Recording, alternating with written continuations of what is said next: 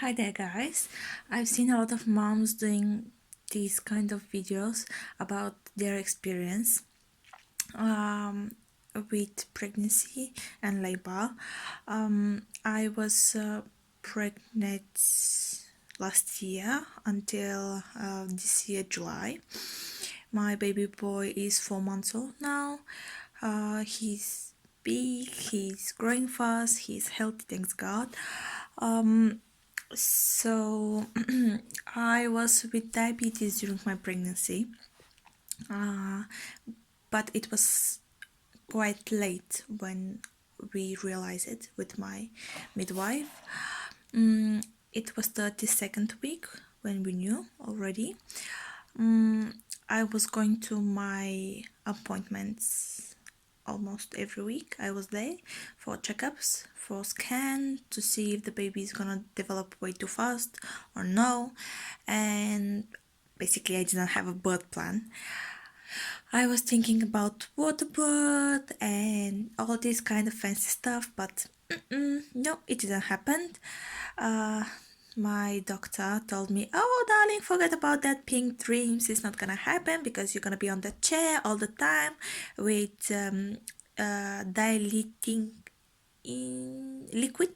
I'm not sure about the exact word, and insulin."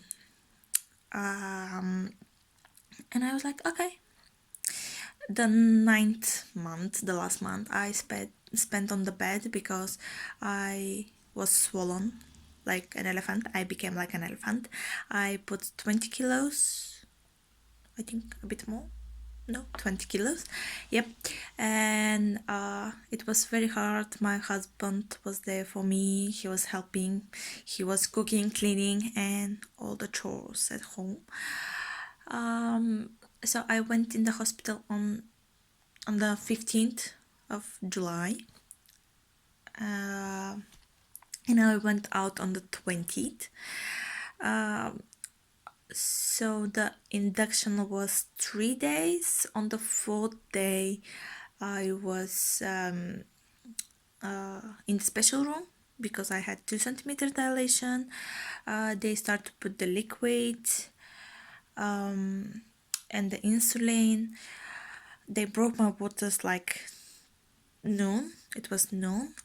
And half an hour later the contractions start. They were very painful. I don't know guys if you know, but when they are giving you the liquid for dilation, the contractions are way more stronger than usual contractions.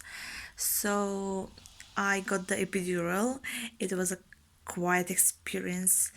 I'm laughing now, but then I was crying. Literally, I was crying. I didn't speak a single word in English for 1 hour. My husband was translating for me, and the nurses and the midwives were asking what she's doing, why she doesn't speak English. And my husband was like, why you don't speak English? And I was, no, it's so painful, I don't want to speak in English. I'm barely speaking my language now. And then it was peace. It was very good. And so my water was broken noon. The full dilation I had at 11:30 at night. And then I was pushing for 2 hours. My God. And my baby boy didn't want to come out. And they brought the scan. And they said, okay, now we're gonna check the baby. What's going on with the baby? Is he alright or no? And if he doesn't want to come out, we have to do forceps, and we're gonna allow you 3 strong pushes. And then, if nothing happens, we're gonna do the C-section. And in that point, I got so frustrated. I lost faith that everything is gonna happen naturally. I started crying. They brought me in the theater. I was crying crying on the bench, and I don't know if it's a bench, but I call it bench. I was seeking for my husband. They got dressed him up. I was hearing his voice like, "Don't cry, baby, it's gonna be all right." And then they put me one more shot of epidural, I think.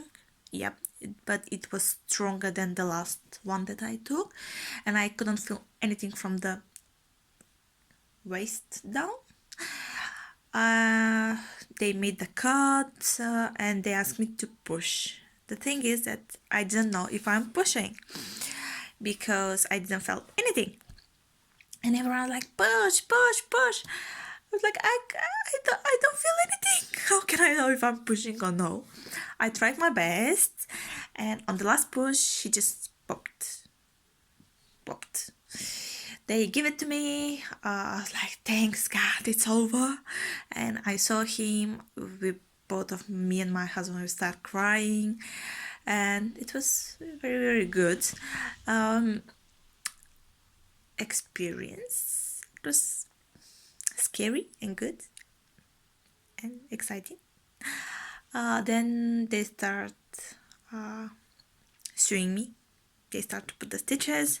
The only question that I asked was, how many stitches there are there? My husband was like, oh, you don't want to know. Take a rest. He went home. So this is happening for like 6 minutes. Basically, it was 6 short minutes. Then around 3 o'clock in the morning, my husband went home. They put me in a room with the baby, and it was actually the only thing that I remember was that I ate a toast with tea and I went to sleep. In the morning, the midwife came. She helped me to wash and dress, and they took me back in my previous room. So then it came the breastfeeding. My boy was struggling with the breastfeeding. He didn't want to latch, but in the end it happened finally. And now he doesn't stop eating. I don't know how was your experience. Please let me know in the comments below. So I would be very, very happy to hear your story, and bye bye, have a nice day, take care.